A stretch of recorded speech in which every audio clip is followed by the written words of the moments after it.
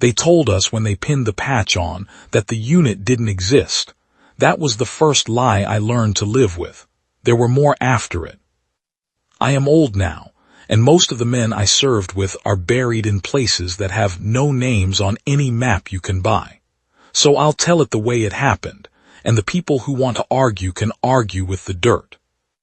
We called ourselves the defense unit because nobody had bothered to come up with anything better. The colonel called us his ghosts. The colonel was a man named Mayweather, and he had been a soldier longer than any of us had been breathing, and he had the kind of voice that could put a recruit on his feet from a dead sleep without raising itself an inch. He ran us out of a hangar in the Mojave that wasn't on any inventory. The hangar held our gear, which was not American gear, and not Russian gear, and not anything that had been bolted together by a human hand. It came from things that had fallen out of the sky over 50 years, and it had been taken apart by patient men in white coats and put back together by patient men in coveralls, and most of it still didn't behave the way we wanted it to. There were 9 of us on the line. Shepard was first sergeant, wiry, calm, mustache the color of cigarette ash, the kind of leader who said your name when he wanted you to listen and didn't say much else. Fairchild was our specialist, the only one of us who actually understood what the weapons were doing when she put one in your hand. She'd been a graduate student in something I never understood when the colonel found her. She wore her hair short and she didn't blink much. Sams was the medic. King and Roman were our 2 heavy gunners, big men who moved easy together because they'd come up out of the same town in Georgia. Bendies was our scout, a Turk by birth, an American by choice, the quietest man I ever served with. Mora was our breech. Dale was our driver, and he could put a 5-ton truck through the eye of a needle if you asked him to. And then there was Bob, Robert Drake. Bob wasn't a soldier. Bob was a 46-year-old civilian contractor with a paunch and a head of thinning brown hair, and a habit of saying the wrong thing at the wrong time. The colonel had pulled him out of a defense lab in Albuquerque because Bob, for all his sins, was the only living man on Earth who had ever made one of the alien rifles work the way it was supposed to. He'd done it on a Tuesday afternoon by accident, by holding a power cell the wrong way around and laughing about it. The lab put him on a plane that night, and he showed up at our hangar 2 days later in a windbreaker and brown loafers, and Shepard looked at him the way a butcher looks at a rabbit, and the colonel said, "He's the package. Don't lose him." I'll get to Bob. He matters more than I knew at the time.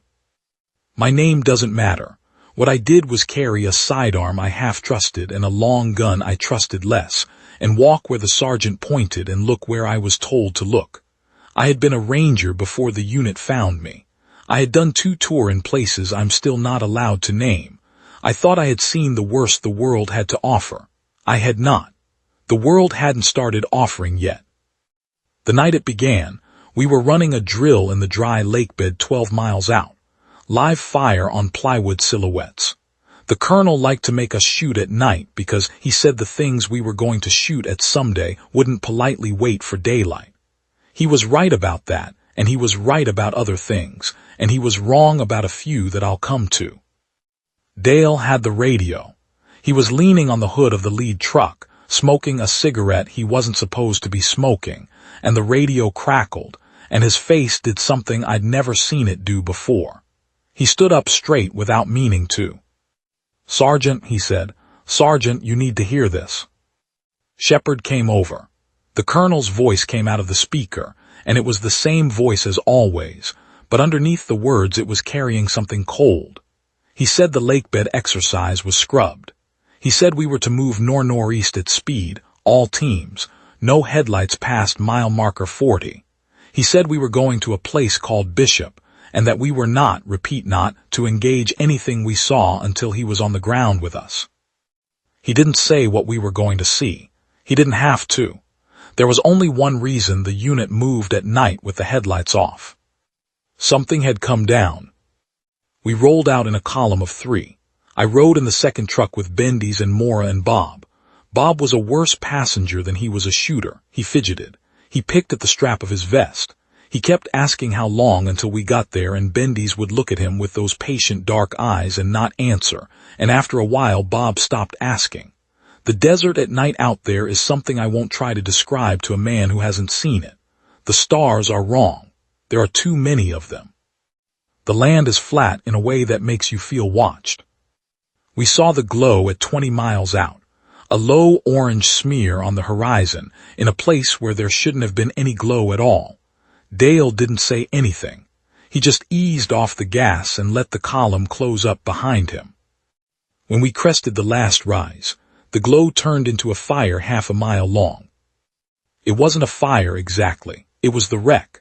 The wreck was burning in places and not burning in others in a pattern that didn't match anything I'd ever seen burn. The hull lay across the desert floor like a beached whale that had broken in half on the way down. It was a dull gray-green, the color of a stagnant pond, and it was the size of an apartment building turned on its side. Pieces of it were still hot. Pieces of it were not. There was no smoke. That was the part I noticed first, and it stayed with me. Things that big should make smoke. This made none. The smell hit us before we got out of the trucks. It was not a smell I had a word for. It was metal and ammonia and something else underneath. Something organic that had been kept in the cold for a very long time and was now warming up. It made my eyes water. King put his sleeve across his mouth and didn't take it down. Bendy's breath through his teeth, slow, in the way a man breathes when he is making himself not gag. The desert wind was blowing the smell toward us, and there was no shelter from it for half a mile in any direction. We learned to breathe through it over the next 2 days. We never stopped noticing it. The colonel's transport was already there. He was on the ground with 2 of his pilots, and he met us at the column, and he didn't shake any hands. He walked us forward to the lip of a shallow wash and crouched down and pointed. "It's a prison ship," he said. That was the first word any of us had heard from him about what the wreck was. None of us spoke. He went on, in that same low voice he used when he was telling you something he didn't want to have to say twice. "Old ship, older than us. The boys at the listening post in Greenland have been tracking it for 4 days. They thought it was going to skip out of orbit. It didn't. The hull's gone, the cells are gone, the crew is gone, the cargo is loose." "Cargo," Shepard said. "Prisoners," the colonel said. He stood up. He looked at all of us, one by one. His face in the firelight from the wreck was the face of a man counting his own children. "There are at least 6, he said. "We don't know what they are. We don't know what they can do. What we do know is that whoever built that ship considered them too dangerous to keep on whatever planet they came from, and considered them too dangerous to even share a hold. Each one was in its own cell. Each one had its own restraints. Some of those cells are still intact. Some of them aren't." He let that sit for a second. "They walked out of the wreck about 90 minutes ago," he said. "We have tracks. We're going to follow the tracks. We are going to take them one at a time, and we are going to put them in the ground. We are not going to wait for a bigger team. We are not going to wait for daylight. Bishop is 40 miles from here, and there are 9,000 people in Bishop, and that is why we are not waiting." He looked at Bob. "Drake," he said, "you stay on Fairchild. You do what she tells you. You die when she dies. Do you understand me?" Bob said yes. Bob said it quiet. The colonel turned to Shepard. "Sergeant," he said, "it's your ground." That was the last time I saw the colonel until much later. We split into 2 teams. Shepard took 5 of us up the western track. Mora took the other 3, and Bob and Fairchild down a draw to the east, where the tracks of something heavy and 4-legged had gone off through the brush. I went with Shepard. So did Bendy's and King and Roman and Sam's. We moved on foot. The sergeant didn't trust the trucks in close. He said engines spook things. He was right about that, and he was right about other things, and what came next I have lived with for the rest of my life. The first one we found wasn't moving. It was waiting. We learned later that this was its nature, to wait, to let the prey come to the place where it had decided the prey would die. It wasn't a thinker in the way you and I think. It was older than thinking. It had a body about the size of a bull, low to the ground, 6 legs, no eyes that I could see, a mouth that ran the length of its underside. The skin was the color of wet concrete. It was lying flat across a wash, half buried in the sand it had pulled over itself, and the first sign we had of it was Bendy stopping in his tracks with one hand raised. He had seen the breathing, the way the sand rose and fell along the line of the wash. Shepard put 2 fingers up. King and Roman went wide. The 2 heavy gunners had what we called the lances, long, ugly rifles with a coil along the top, and a power cell the size of a thermos at the back. Fairchild had spent 6 months getting 2 of the lances to work consistently. When they worked, they put a hole through 3 feet of armor plate. When they didn't, they made a noise like a dropped tea kettle and gave you a 2nd-degree burn for your trouble. The lances worked that night. They worked because they had to. When the thing moved, it moved faster than anything that big should have been able to move. The sand went up like a wave. King fired. The lance crack was the loudest sound I have ever heard in my life, not because it was loud exactly, but because it was wrong, because the air around it folded inward and then snapped back, and the thing that had been about to take King's head off was suddenly not there from the shoulders forward. Roman fired a half-second later, and the back end of it came apart in a spray of something that was not blood, something that steamed in the cold air and stank of iron and ammonia. It made a noise as it died. I won't try to describe the noise. I have heard men scream in pain. I have heard horses scream in fire. I have not heard anything that sounded like that before or since. Sams went to King to check him. King had a long shallow cut across his collarbone from where the thing had clipped him on its way past. Sams put pressure on it. King laughed. King had a laugh that always sounded like he was about to cough. One, Shepard said. He keyed his radio. Mora, Western team has contact, 1 down. The radio came back, Mora's voice. Eastern team has contact, 2 down. 2, Shepard said. They were paired, Mora said. Don't ask me why. Shepard didn't ask. He just said, move. We were on the 3rd one, when I learned what kind of war we were in. The 3rd one was nothing like the first. It was tall and thin, and it walked on 2 legs, and it had arms that hung down past where its knees would have been if it had had knees. Its skin was a deep, oiled black, and it had a face. That was the part that bothered me.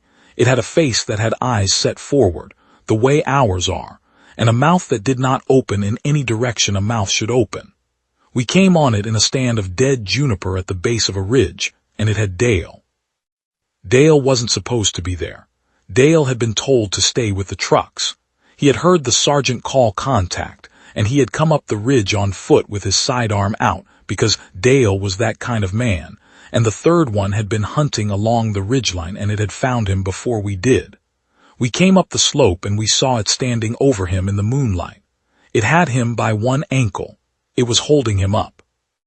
Dale was alive. He was alive, and he was looking right at us, and he was not screaming, because Dale was the kind of man who did not scream. His eyes were what I remember. He looked at Shepard, and he shook his head once. Shepard raised the lance. The thing moved. It was so fast. It used Dale's body as a shield, and it moved sideways into the junipers, and Shepard held his fire because Shepard would not shoot through a friendly. Bendy's was already flanking. I was on the right. King and Roman were coming up the slope behind us. Sams was on the radio, calling for Fairchild, calling for the 2nd team, calling for anyone. We lost Dale in the trees. The thing took him into the trees, and we heard one sound, just one, like a branch snapping wet, and then nothing. Bendy's found him in the morning, 300 yards down the wash, in pieces that I will not describe. The sergeant stood over what was left of him for a long time, and he did not say anything, and then he keyed his radio and called Mora and said, "We are down one. Drake-style killing. Do you copy?" Drake-style was the phrase the colonel had used in the briefing for any prisoner that hunted by ambush and dismemberment. The colonel had given them all names. None of the names mattered. The way they killed mattered. That was Dale. Dale who could put a truck through a needle. Dale who smoked when he wasn't supposed to.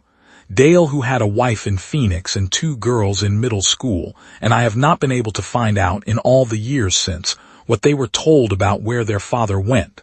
I have my suspicions. I have my suspicions about a lot of things. We tracked the third one for 6 hours. We did not catch it that night. Shepard called us in at first light and we went back to the trucks, and we slept in the dirt for 2 hours under tarps because the colonel said we had to. Fairchild's team came back at dawn with 2 kills confirmed. They had lost Mateo. They had a kid on the team named Mateo. I had liked Mateo. He had a quiet way about him, and Mateo had stepped on something that opened up under him, and he had gone down a hole that wasn't there a second before, and they had not been able to get him out. They could hear him for a long time. Then they couldn't. Maura wouldn't talk about it after. Maura told us about Mateo later, when the sun was up, and she had a canteen of water in her hand, and she had stopped shaking. Maura was not a woman who shook easily. She had grown up in a town outside El Paso, and she had done 4 years in the regular army before the unit found her, and she was the kind of soldier who could go a whole patrol without saying anything, and then say one sentence at the end of it that you remembered for the rest of your life. She told us about Mateo with that one-sentence economy. She said the ground opened. She drank from the canteen. She wiped her mouth. She said the Eastern team had been moving slow through a wash, following the 4-legged tracks when the ground had opened under Mateo's boots, not collapsed, not given way, opened like a mouth, like something that had been waiting for him. He had gone down to his waist before anyone had moved, and the thing under him had been pulling, and Bob had grabbed him under the arms, and Fairchild had grabbed Bob, and the 4 of them had been in a tug-of-war with whatever was under the sand for 40 seconds before the sand had closed over Mateo's face. They had kept pulling. Bob had not let go even when the angle of Mateo's body had gone wrong in a way that meant the boy was already coming apart at the hip. They had pulled and the thing under the sand had pulled, and the sand had given Bob and Fairchild back what was left of Mateo from the chest up, and then there had been nothing to pull against any more. Maura said they had heard Mateo for a while after. The mouth, she said, was 100 yards long. They could hear him moving inside it. She said Bob held on. I want that in the record. Bob held on. 3 kills, 2 losses, 3 or more prisoners still loose. That was the morning of the first day. The colonel came in at noon in a helicopter that landed in a cloud of dust and stayed for 14 minutes. He talked to Shepard alone by the wreck. He talked to Fairchild and Bob alone by Fairchild's bench. He didn't talk to the rest of us. When he left us with 2 more lances and a crate of power cells and a sealed box that Fairchild took to her bench and didn't open for a long time. He also left us with a map. The map had Bishop on it, and it had a circle around Bishop, and the circle was getting tighter. Shepard called us together in the shade of the lead truck. He had the map on the hood. He laid out where each kill had been. He laid out where each loss had been. He showed us where Bendy's thought the surviving prisoners were heading. They were all heading the same way, northwest, toward Bishop, toward people. They know, Bendy said. Know what? King said. Bendy's tapped the map. They know there are more of us out there. They could have scattered. They didn't. They're going to the population. Why? Roman said. Bendy's looked up. Bendy's didn't smile. Bendy's never smiled, but he had a way of tilting his head when he was about to say something he didn't like. Because that's what they were locked up for, he said, where they come from. Nobody said anything for a while after that.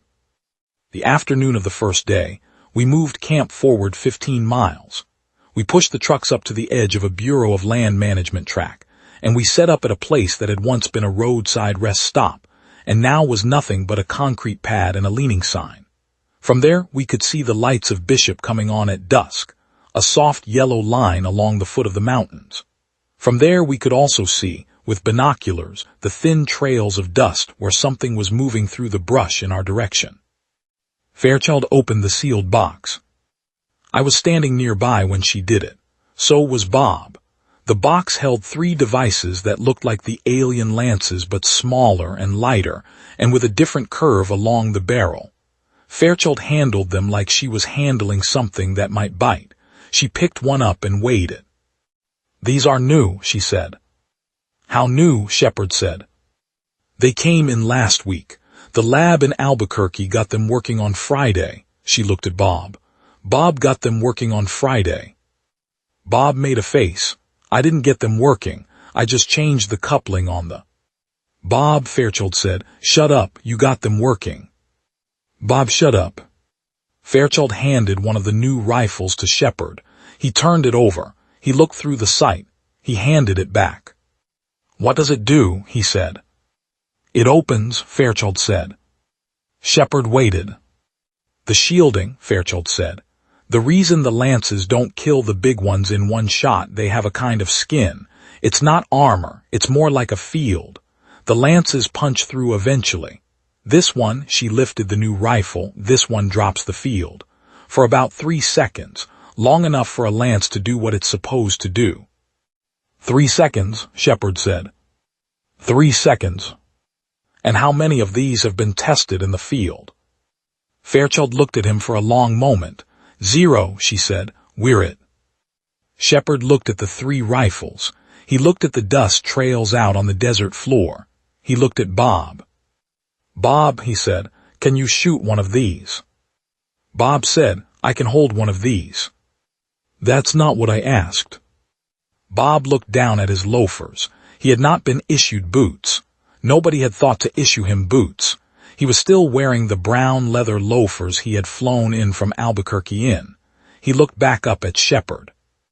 "I can shoot one," he said. "I'm not good, but I can shoot one." Shepard nodded. "You're going to have to." That was the moment, I think, when Bob became one of us. He didn't know it yet. None of us said anything about it. But the sergeant had given him a rifle and a place in the line, and Bob had not refused, and the rest of us watched it happen, and we accepted it. The afternoon ran into evening. The evening ran into night. We did not sleep. We took shifts on watch, and we cleaned our weapons, and we ate cold rations out of green plastic packets, and we did not talk much, because there was not much to say. I had the watch from 9 to 11. I sat with my back against the wheel of the lead truck, and I watched the desert for a thing that did not want to be seen, and I tried not to think about Dale. I have tried not to think about Dale for 40 years. I have not been entirely successful. Bob came and sat down next to me about an hour into my watch. He didn't ask.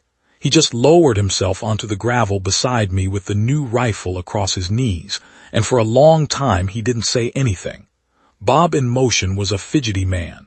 Bob sitting still in the dark was a different person. He had a kind of stillness in him I hadn't seen before. He was watching the desert too. "I never wanted any of this," he said after a while. He didn't say it like a complaint. He said it the way you might say it's getting cold. I said none of us did. He nodded. He turned the rifle over in his hands. He said, "My wife thinks I'm at a conference in Denver." I said, "What do you do for a living, Bob, when you're not making alien rifles work?" He almost laughed. "I'm a power systems engineer, civilian contractor. I work on the electrical for hospitals mostly. I designed the backup grid for a pediatric ward in Las Cruces last year." He looked at the rifle in his hands. "And then on a Tuesday afternoon, I picked up a piece of metal in the lab and held it the wrong way around, and a screen turned on that hadn't turned on in 15 years, and a man from a unit that didn't exist flew me out of Albuquerque in the middle of the night." I said, "You ever shot a gun before, Bob?" He said, "I shot a deer once, with my father-in-law. I didn't enjoy it." I said, "Tomorrow night, if the sergeant calls on you, you do exactly what Fairchild tells you. You don't think, you don't aim, you point and you pull, that's all." He nodded. He kept turning the rifle over. After a long time he said in a voice that wasn't quite steady, "The boy in the sand, Mateo, I had him by the wrists." I waited. "I had him by the wrists and his eyes were on my eyes," Bob said, "and I told him I had him. and then I didn't have him anymore. I didn't say anything for a while. There wasn't a thing to say. I have learned over the years that there are men who need you to say something in that moment, and there are men who need you to say nothing, and the only craft is in telling which is which. Bob needed me to say nothing. After a long time, Bob said, "I want to kill them, all of them, every one of them that's left. Is that all right to say?" I said, "It's the only thing I've heard you say all day that makes sense." He almost laughed again. Then he got up and he walked back to where Fairchild was working on the new rifles, and I watched him go in his loafers across the gravel, and I thought, well, all right. We have a soldier now after all.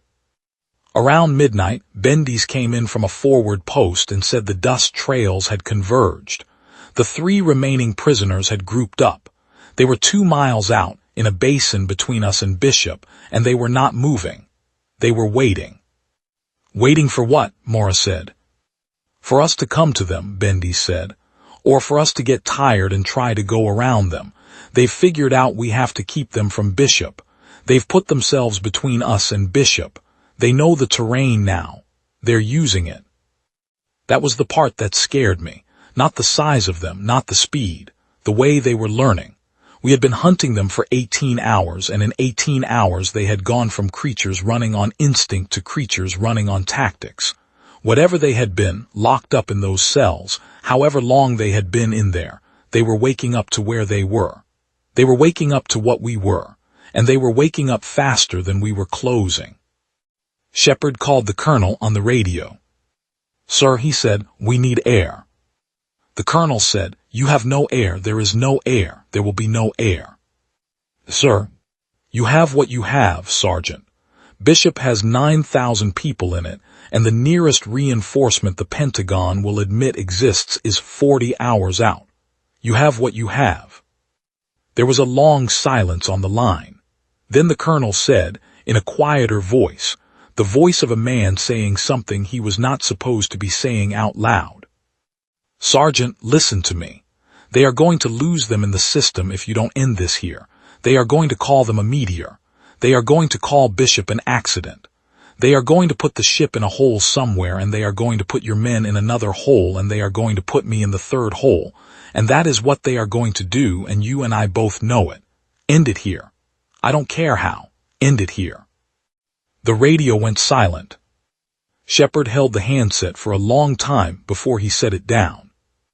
He looked at us. He looked at Fairchild and at Bob and at King and Roman and Bendy's and Mora and Sam's and at me.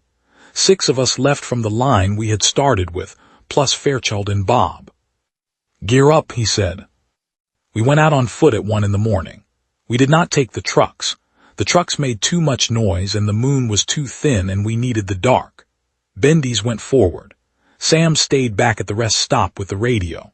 The rest of us walked in 2 files, low and slow, across a desert that smelled of sage and creosote and old fire, toward a basin where 3 things that did not belong on earth were waiting for us to come and try. I have walked toward worse places since. I will not lie about that, but that walk is the one I dream about. Halfway across, we passed a jackrabbit. The rabbit was dead. It had not been chewed and it had not been mauled. It was lying on its side in the open with its eyes still wet. And it had no marks on it that I could see in the moonlight. Bendy's crouched over it for a moment and turned it with the muzzle of his rifle. He looked up at me and shook his head once. He did not say what had killed it. He did not need to. Something out ahead of us in the dark was killing things and not eating them. Something out ahead of us was killing things for practice. We kept walking. Bendy's halted us a quarter mile out. He came back along the file and he whispered to Shepard. Shepard nodded. We went to ground in a low arc along the rim of the basin. The basin was maybe 200 yards across, sand and gravel with 3 big tumbled boulders in the middle. The prisoners were among the boulders. We could not see them. We could hear them. I had not known until that moment that they made sound. The first 2 we'd killed had been silent until we killed them. But there in the basin in the middle of the night they were talking, or doing whatever it was that passed for talking among things like them. It was a low, clicking, rhythmic sound, and it was coming from 3 different directions, and it was not in unison, but it was responsive. One would click, another would answer, the third would join. They were communicating. "They've never met each other before," Bendy's whispered next to me. "They were all from different cells." "And now they're a team," I whispered back. "Now they're a team." Shepard laid out the plan in hand signs. Fairchild and Bob would set up on the western rim with the 3 new rifles. King and Roman would set up on the eastern rim with their lances. Mora and I would loop south and come up behind the boulders. Bendy's would stay with Shepard on the northern rim as the spotter. When Shepard gave the word, Fairchild would drop the field on the largest prisoner. King and Roman would hit it from the east.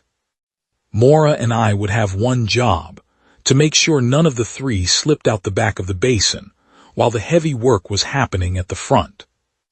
It was a good plan. Plans are good until they meet what they were planned for. We were in position by 2:30. The clicking had stopped. That was the first thing that went wrong. They had been clicking for an hour and they stopped, and the silence that followed was the kind of silence that you feel in your back teeth. They knew. I don't know how they knew. I have thought about it for 40 years. Maybe they smelled us. Maybe they felt us. Maybe one of them had a sense we don't have a word for, the way a shark has a sense for the electricity in your muscles. Whatever it was, they knew, and they were ready. And we had walked into a fight that was not the fight we had planned. The big one came up over the boulders without warning.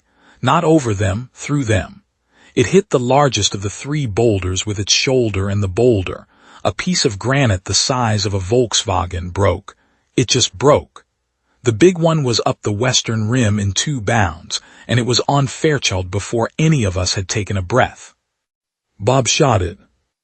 Bob shot it with the new rifle, and the rifle made a sound I won't try to describe, a kind of inverted whisper, and the big one's field went down. I could see it go down, you could see it. The air around the prisoner shimmered, and then it didn't, and Fairchild was already firing her lance into its chest at point-blank range. And the lance did what the lance was supposed to do, and the big one came apart in a cloud of that steaming dark stuff. And a piece of it, the size of a dinner plate, took Fairchild across the side of the head, and she went down. The second one was on King before King could turn. It was the thin black one, the one that had taken Dale. It had been waiting low behind the boulders for one of us to commit. King committed. King was bringing his lance around when it hit him. It opened him from his collarbone to his hip. King made a sound. The sound was small. King had laughed like he was always about to cough, and he died like he was clearing his throat. Roman saw his friend die. Roman did not hesitate. Roman charged. I will tell you about Roman. Roman was not a clever man. Roman was a man who had grown up in a small town with his brother King, and they had joined the army together, and they had come to the unit together, and they had never in their lives been more than 100 yards apart for more than a day. Roman saw his brother die, and Roman put the lance on his hip, and he ran at the thing that had killed him, screaming, and he fired the lance from the hip at 3 feet of range, and the lance went off, and so did the thing, and so did most of Roman. They went down together. They went down on top of each other. When the smoke cleared, you could not have said which had been which. That was 2 down, that left 1, the 3rd prisoner. I have not described the 3rd one yet. There is a reason. I did not see the 3rd one in the basin. None of us did. We did not see the 3rd one because the 3rd one was not in the basin. The 3rd one had used the first 2 as a distraction. The 3rd one had been working the rim of the basin in a slow loop, while the clicking and the boulders and the bait were drawing our eyes, and the 3rd one was coming up behind Mora and me from the south. And the first I knew of it was Bendy's on the radio screaming our names. Mora turned faster than I did. Mora had always been faster. Mora caught it with her sidearm, 3 rounds in the chest plate of the thing, and the sidearm rounds did about as much good as you would expect a sidearm to do against a thing that had survived a prison transport crash. The thing took Mora apart. I am sorry. There is no soft way to write that line. The thing took Mora apart, and I was on my back in the sand with the new rifle in my hand, and Bob was screaming over the radio from the western rim that the field drop weapon had a recharge time of 9 seconds, and he had not had 9 seconds. He had not had 2 seconds, and the third one was coming for me. I did not have a plan. I had what was in my hands. I had the new rifle and one of the smaller lances and a sidearm I knew was useless. I lay on my back and I pointed the new rifle up at the thing as it came over the rim of the basin at me. I pulled the trigger. The new rifle made its inverted whisper sound. The thing's field shimmered and went down. I dropped the new rifle and grabbed the lance. I had to roll for it. My arm was not working right. I think I had broken something falling backward, and I brought the lance up just as the thing landed on top of me. I want to tell you I aimed. I did not aim. I jammed the lance into whatever part of it was closest to my face, and I pulled the trigger and I closed my eyes. The lance went off. The thing went off. The desert went off. Something hot and wet hit me across the front of my body and I could not see for a long time.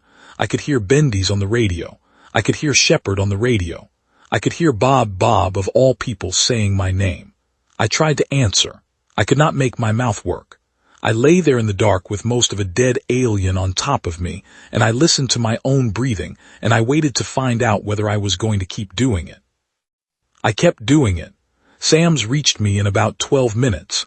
Sam's pulled the thing off me. Sam said something kind and something professional and put a needle in my arm, and I went somewhere quiet for a while. When I came back, it was dawn. I was on a stretcher by the trucks.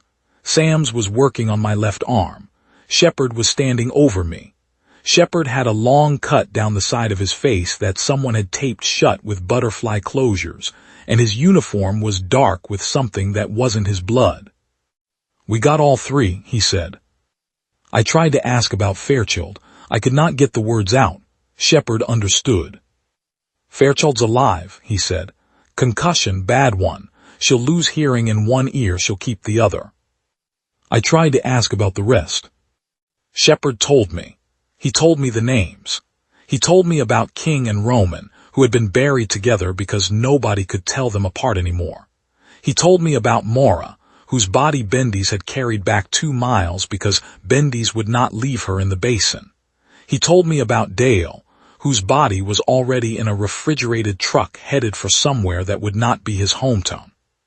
He told me about Mateo, who was still in the ground where he had fallen because they could not get him out, and the colonel had ordered the hole sealed. We had started with 11. We ended with 7. Fairchild on a stretcher, me on a stretcher. Sam's unhurt. Bendy's unhurt. Shepard with his face split open. Bob with Shepard told me this last, Bob with a burn across his hand from a power cell that had backfired during the fight and a look in his eyes that none of us had ever seen there before. The colonel came in at noon again. Same helicopter, same 14 minutes. He stood by my stretcher for a long time. He did not say anything to me.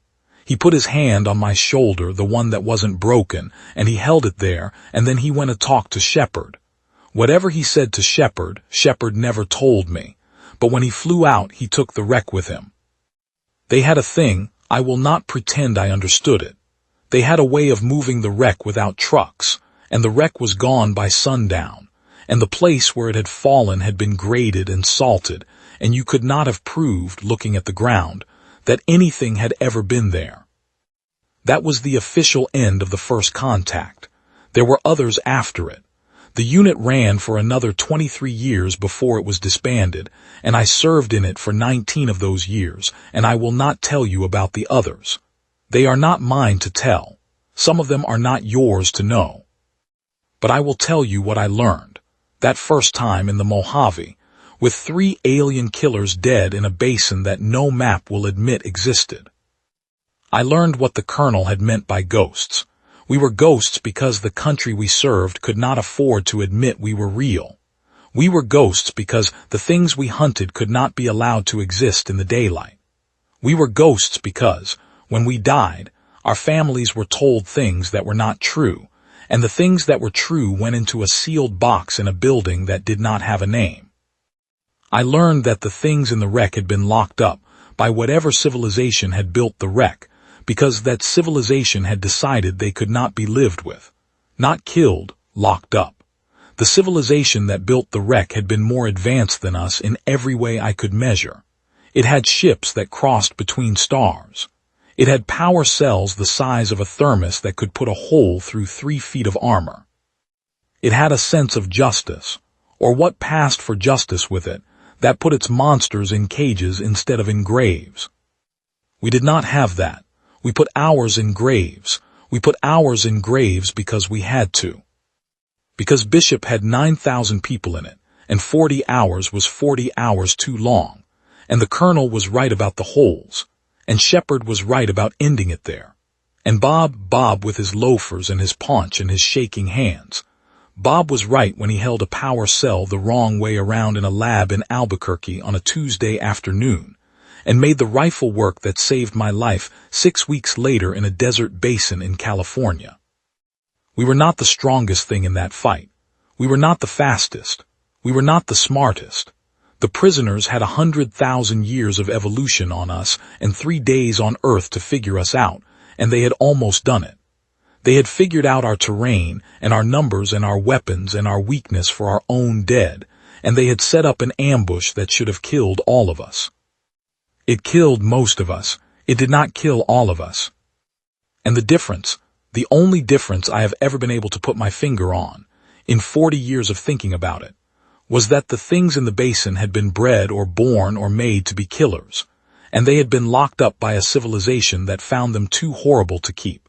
And we were a civilian in loafers and a graduate student and a Turkish scout and a country medic and a sergeant with ash in his mustache. And we were not horrible enough to lock up, and we were not strong enough to win. And we kept walking forward anyway.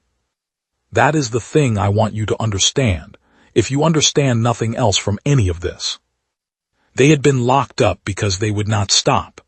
We won, and I use the word lightly. I use the word with all the cost it has earned. We won because we would not stop either. We were not better than they were. We were less than they were. But we were the ones who had homes 40 miles away with the lights on. And we were the ones who had wives in Phoenix and brothers in Georgia and graduate degrees and government contracts and loafers. And we were the ones who, when our friends came apart in front of us, picked up the rifle of the man who had fallen and kept walking forward into the dark. That was the human angle. That was the thing the prisoners had not known about us. They had been bred in worlds where the apex predator was the thing that did not stop. They had been the apex predators.